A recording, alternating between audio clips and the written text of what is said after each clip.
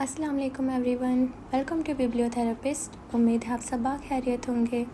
आपके लिए पेश खिदमत है कस्बा अस्कलम दुआ फ़ातिमा, एपिसोड 25। खिड़की से नज़र आते आसमान पर सफ़ेद बादल छाए थे, सफ़ेद बर्फ़ जैसे ठंडे बादल। तेज़ ठंडी हवाओं का ज़ोर था, ठंड बहुत बड़ी हुई थी। ऐसे में भूरी लकड़ी के घर का मंजर देखा जाता तो सब वाइंड अप करते नज़र आते। मुलाकात इख्तिताम पज़ीर हुई थी। सब लोग अपने अपने ठिकानों को जा चुके थे। सब इधर उधर हो गए तो मुस्तफ़ा भी अपने कमरे में चला आया। दरवाज़ा बंद करके ढप से पलंग पे लेटा और एक गहरा सांस लेते हुए बाजुओं का तकिया बनाकर सर के नीचे रख कर सीलिंग को तकने लगा। सुनहरी आंखों में एक नरम सा तासुर था। हल्की बड़ी हुई शेव में वो गज़ब ढाता था। सफ़ेद रंगत दमक रही थी, नाक ठंड से सुर्ख पड़ रही थी। वो खुश था, सुनहरी आंखों में उसकी खुशी साफ झलक रही थी। चेहरा तरोताज़ा था। आज उनकी आखिरी मुलाकात थी। अब ऑपरेशन शुरू होने वाला था। खुशी तो बनती थी, अगले हफ्ते ऑपरेशन जो था। अब के वो फारिग सा छत को देखता कुछ सोच रहा था। फरागत भी अजाब हुआ करती है। सारी तकलीफ दे लम्हे आँखों के सामने गर्दिश करने लगते हैं। ज़ख्म फिर से उधरते महसूस होने लगते हैं।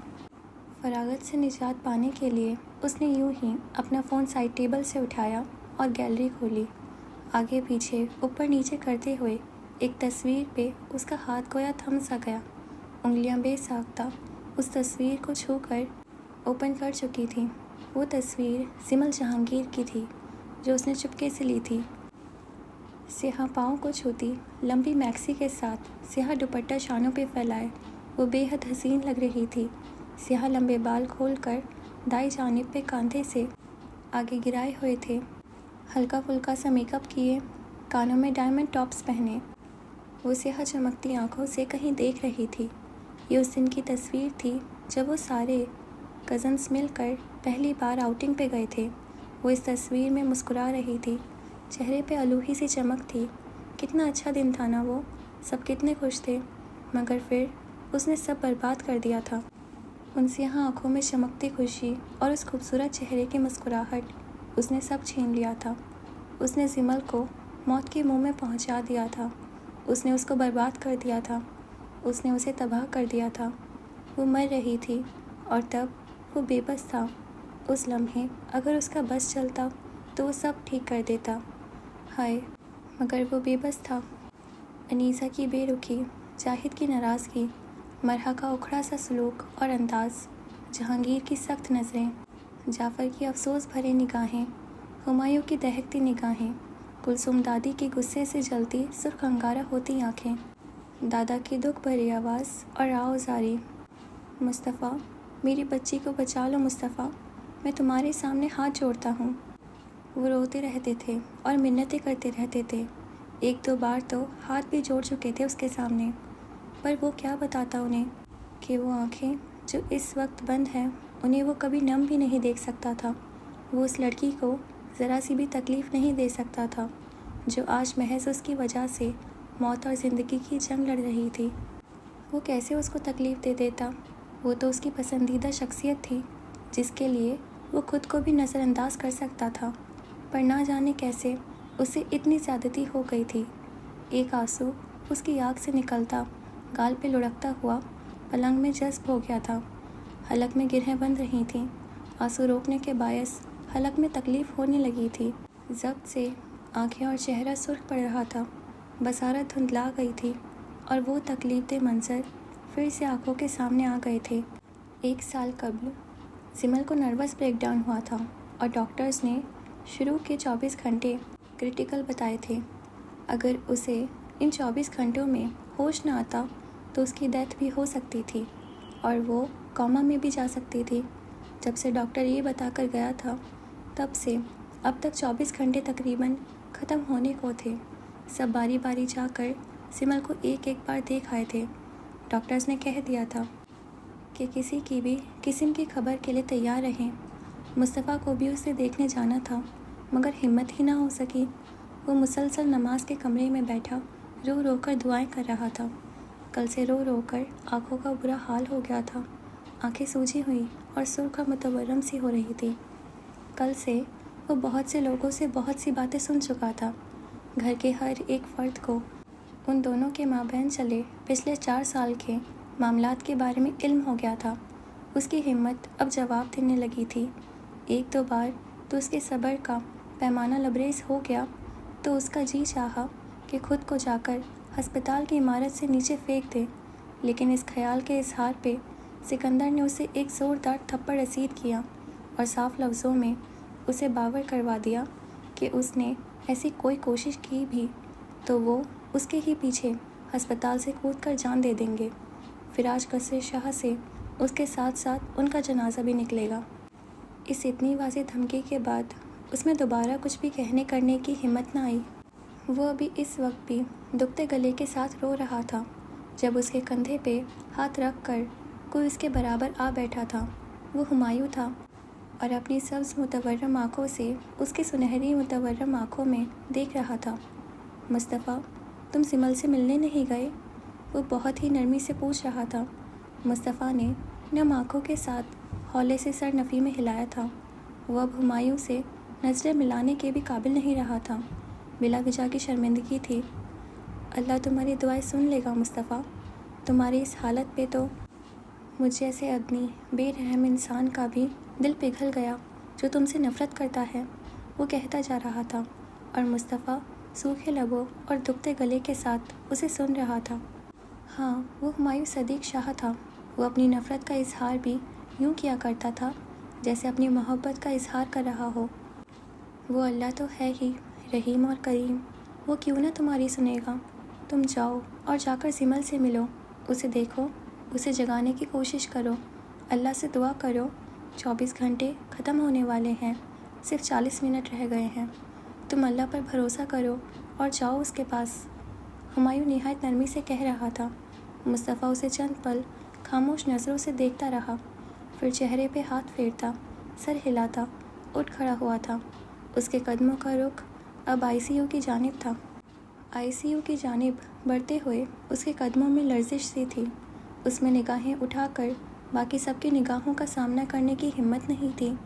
وہ بس چھوٹے چھوٹے قدم اٹھاتا ICU میں داخل ہوا تھا، جبکہ اپنی پشت پہ وہ انیسہ، کلثوم اور جہانگیر کی نظروں کی تپش محسوس کر سکتا تھا۔ حلق میں گلٹی ابھر کر معدوم ہوئی تھی۔ سمل کے بیڈ تک پہنچ کر اس نے سارے پردے برابر کیے اور اس کے پائپوں اور مشینوں میں جکڑے وجود تک چلا آیا۔ اب وہاں نیم اندھیرا سا ہو رہا تھا۔ وہ آہستہ سے آ کر اس کے بیڈ کے قریب کرسی گھسیٹ کر بیٹھ گیا۔ آنکھیں اب بھی متورم تھیں، گلٹی پھر سے ابھر کر معدوم ہوئی تھی۔ تقریباً 4 سال پہلے ڈاکٹر صاحبہ کے کلینک پر تمہیں پہلی بار دیکھا تو تم مجھے بہت عجیب لگی تھی۔ دبیس پردوں میں گھری مجسوم میں سے ایک کی گمبھیر سی ٹوٹی کرچیوں سے بھری آواز وہاں گونجی تھی، مگر آج اس آواز میں وہ رعب، وہ توازن نہ تھا جو اس آواز کا خاصا تھا۔ بیڈ پر دراز وجود میں ذرا بھی جنبش نہ ہوئی تھی۔ ہسپتال کے اس کمرے کی دیواریں، پردے، مشینیں سب دم سادھے اسے سن رہے تھے۔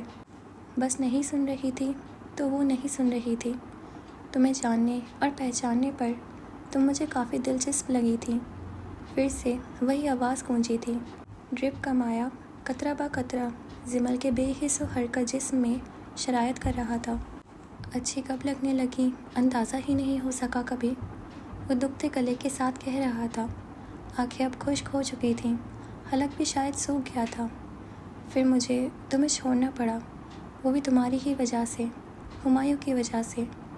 اب کہ اس کی آنکھیں سپاٹ سے تاثر دے رہی تھیں، آس پاس جیسے ہر شے ساکت بت بنی اسے سن رہی تھی، دم سادھے۔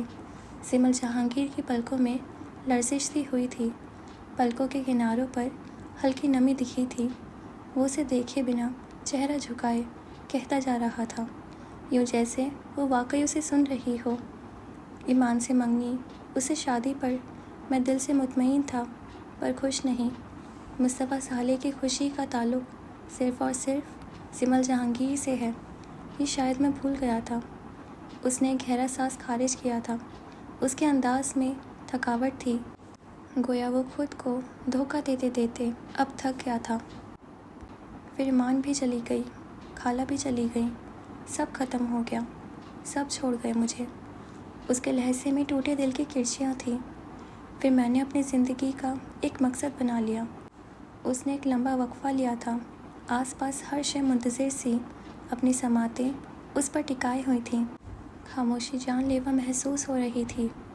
गिज़ा, बदला, जंग, जिहाद, कश्मीर, मेरी ज़िंदगी इन 5 चीज़ों के गिर्द घूमने लगी। बाकी सब कहीं पीछे रह गया। तुम मेरी पसंद नहीं थी, सब कुछ थी, इसलिए अपने मकसद के पीछे तुम्हारी ज़िंदगी बर्बाद नहीं कर सकता था मैं। इसीलिए सोचा था कि खामोशी से तुम्हारी ज़िंदगी से खुद को दूर ले जाऊं। आँखों में तकलीफ़ सी उभरी थी, सुर्खी पड़ी थी, लब आपस में सख्ती से पेवस्त हुए थे। आंसू रोकने की कोशिश की जा रही थी, मगर एक आंसू पलकों की बाड़ को तोड़ता उसके गाल पे लुढ़कता चला गया था। मैं अब खुद की ही नज़रों में सबसे ज़्यादा गिरा हुआ इंसान हूँ। तुम्हारी इस हालत की वजह सिर्फ़ और सिर्फ मैं हूँ। माफ़ कर दो मुझे। वह बाकायदा रो रहा था, हिचकियों के साथ, सिसकियों के साथ। कसम खाता हूँ कि तुम्हें कुछ हुआ तो अभी के अभी किसी ट्रक के नीचे आकर अपनी जान दे दूँगा। वो सर झुकाए रोता जा रहा था, जबकि उसके आखिरी अल्फाज पे बेड पे लेटे वजूद में जुम्बिश हुई थी।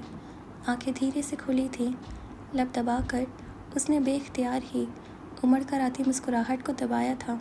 उसकी आखिरी बात पर सिमल जहांगीर को हंसी आई थी, अलबत्ता स्याह आंखों में दुख और तकलीफ़ पन्हा था। वह अब सर झुकाए रोता जा रहा था, हलक में दर्द हो रहा था और रोने की वजह से आवाज़ भी बैठी हुई थी, जिसमें कपकपाहट का शिकार था। मैंने तुम्हें माफ़ किया। अगले ही पल एक बारीक सी लरजती नज़वानी आवाज़ कमरे में गूंजी तो उसने एक झटके से सर उठाया था। मुतवर्रम सुर्ख आँखों से उसे देखता वह अजीब ही मालूम हो रहा था। बिखरे स्याह बाल, मलगजा लिबास, सुर्ख पड़ती नाक, कपकपाते हाथ। उसकी ऐसी हालत तो कभी नहीं हुई थी, वैसा तो कभी नहीं था। अब तुम जाओ, सिमल ने ज़ुकाम ज़दा सी आवाज़ में कहा। तो वो जो अभी कुछ कहने ही लगा था, एकदम से चुप हो गया। फिर धीरे से सर इस बात में हिलाता उठ खड़ा हुआ। उसका अंदाज़ बहुत शिकस्त खुर्दा सा था। सिमल को उस पर तरस सा आया था। वो जाने के लिए पलटा ही था कि सिमल के अगले अल्फाज ने उसके कदम पत्थर किए थे। बड़े ही मतलबी हो तुम तो, आदत डाल कर छोड़ जाते हो, बीमार को बिस्तर पर मरने के लिए छोड़ कर जा रहे हो। वो बमुश्किल कह पा रही थी, कहना ज़रूरी जो था, अगर आज ना कहती तो शायद कभी ना कह पाती। 3 घंटे हो चुके हैं मुझे होश में आए हुए, उसने मज़ीद कहा। तो मुस्तफ़ा ने आंखें फैलाए चेहरा मोड़ कर उसे देखा था। आंखों में बेयकीनी के पहाड़ समाये हुए थे। सैयद मुस्तफ़ा साले, आज तुम्हारे पास 2 ऑप्शंस हैं, या तो मुझे यहाँ मरने के लिए छोड़ जाओ, या फिर अपने दिल की बात मान लो कि तुम मेरे बगैर नहीं रह सकते। वो आखिर में हल्का सा मुस्कुराई थी। कितनी पुरयकीन थी वो, जैसे यकीन था कि उसकी ये बात तो गलत हो ही नहीं सकती। आवाज़ हनूस ज़ुकाम ज़दा थी। वो बला की हैरत लिए उसे देखे गया तो उसने चेहरे का रुख दूसरी जानिब मोड़ लिया। समझ गई मैं, छोड़ दिया तुमने मुझे मरने के लिए, वो खफगी से कह रही थी और उसके इस नरूठे अंदाज पे मुस्तफ़ा सर झुकाकर मुस्कुरा दिया था। सारी तो दिल की बातें सुन ली तुमने मेरी, अब भी क्या इस बात का कोई जवाब बनता है? वो वहीं खड़ा खड़ा कह रहा था। जिमल को उसकी बात पर हंसी तो आई थी, पर उसने रोक ली। चेहरा अब भी दूसरी जानिब ही मोड़ा हुआ था। चलो जाओ, अब मुझे आराम करने दो, और हाँ, अभी किसी को बताना नहीं कि मुझे होश आ गया है, मुझे आराम करना है। सब आकर रोते रहेंगे तो आराम कैसे करूँगी मैं? वो ज़ुकाम ज़्यादा आवाज़ में कह रही थी, चेहरे पर भी थकान थी। वो सर हिलाता कदम बाहर की जानिब बढ़ा गया था। चंद पल बंद दरवाजे को देखते रहने के बाद सिमल ने भी आंखें मूंद ली थी। दरवाजे से बाहर वो ज्यों ही निकला, अनीसा तेज़ी से उसके जाने पड़ी थी और उसका हाथ इल्तिजाई अंदाज में थामा था। उनकी बुरी आंखों में बेहद तकलीफ़ थी। मुस्तफ़ा, वो एक लफ्ज़, वो एक नाम, वो एक अदा हुआ लफ्ज़ बहुत सी उम्मीदें और जज्बात अपने अंदर लिए हुए था। पीछे खड़े जहांगीर और कुलसूम भी منتظر سے اسے ہی دیکھ رہے تھے۔ سماعت بھی اس کی ہی جانب لگی تھی۔ مصطفیٰ کچھ ٹھہرا تھا، پھر قدم آگے بڑھا کر ان سب کو ایک نظر دیکھا تھا، پھر ہلکا سا مسکرا کر جو ہی سر اس بات میں ہلایا تو سب کے جسموں میں جیسے جان سی دوڑ گئی۔ انیسہ تیزی سے اندر کی جانب بڑھنے لگی تو اس نے ان کی کلائی پکڑ کر یکدم ہی انہیں روکا تھا۔ ابھی اسے آرام کرنے دے، اس نے مجھ سے کہا ہے کہ سب آ کر روتے رہیں گے تو وہ پرسکون اور آرام دہ نہیں رہ پائے گی۔ وہ بہت نرمی سے ان سب سے بولا تو وہ سب ہی سمجھ کر سر ہلانے لگے تھے۔ وہ خفیف سا سر ہلاتا ہلکا سا مسکرا کر آگے بڑھ گیا تھا۔ قدموں کا رخ اب نماز کے کمرے کی جانب تھا۔ جس خدا سے منتیں کی تھیں، دعائیں کی تھیں، رحم کی بھیک مانگی تھی، اس کے رحم کرنے پر اس کا شکریہ نہ ادا کیا جاتا تو یہ ناشکری ہوتی۔ مصطفیٰ کے لیے اس تکلیف کے بعد آسانی تھی، خوشی تھی، تحفہ تھا۔ شکر کا ایک آنسو 1 سال بعد آج پھر اس کی آنکھ سے ٹوٹ کر بستر میں جذب ہو گیا تھا۔ وہ آنکھیں موندے لیٹا رہا، سکون اس کے جسم میں سرایت کر رہا تھا۔ اور پھر کچھ لمحات ہوتے ہیں جب آپ کو اپنے رب پر بے تحاشا پیار آتا ہے۔ یہ بھی ایسا ہی ایک لمحہ تھا۔ رات کی تاریکی اسلام آباد میں ہر سو پھیلی ہوئی تھی۔ آج صبح سے ہی ٹھنڈ قدرے کم تھی۔ ایسے میں اگر قصر شاہ کے پورچ میں دیکھا جاتا تو کچھ لوگ وہاں کھڑے نظر آتے۔ سکندر، کلثوم اور جہانگیر وہاں کھڑے اپنے مہمانوں کو الوداع کر رہے تھے۔ جب کچھ قریب جایا جاتا تو آپ ان کے مہمانوں کو بھی صحیح سے دیکھ پاتے۔ ایک بڑی عمر کا صاف رنگت والا دراز قد آدمی اب سکندر شاہ سے مصافحہ کر رہا تھا۔ وہ سفید بے داغ کف لگے شلوار قمیص پہنے پٹھانی نقش و نقوش کا حامل شخص اپنی چھوٹی سی آنکھوں سے مسکرا کر سکندر شاہ کو خدا حافظ کہہ رہا تھا۔ وہ انتہائی گریسفل شخصیت کا مالک شخص ابراہیم لغاری تھا، پاکستان کا حالیہ وزیر اعظم ابراہیم لغاری، جو کل پچھلے 1.5 سال سے بے نیازی جیل میں سزا کاٹ رہا تھا۔ اب کچھ ہی ہفتوں پہلے بے قصور ہونے پر اسے سزا سے آزادی ملی تھی اور الیکشن کے بعد وہ پھر سے وزیر اعظم منتخب ہو گیا تھا۔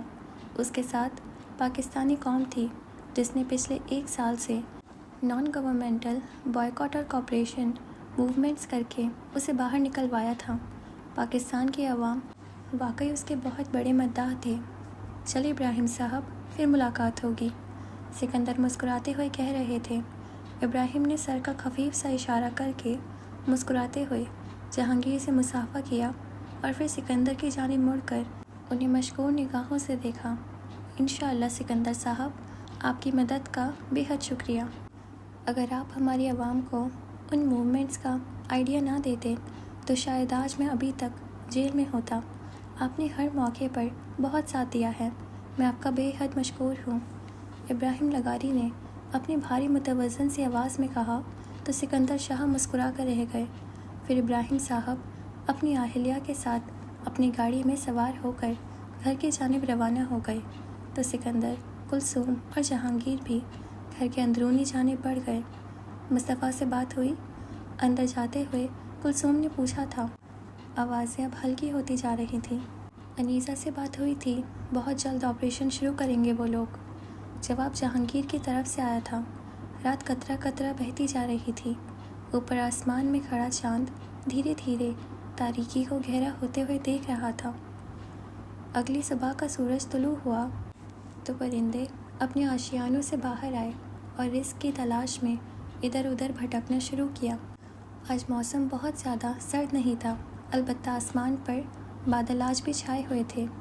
ایسے میں اس بھوری لکڑی والے گھر کی باڑ کا دروازہ عبور کر کے دائیں جانب جایا جاتا تو 2 کرسیاں لگا کر ہمایوں صدیق اور عظیم عباس بیٹھے نظر آئیں گے۔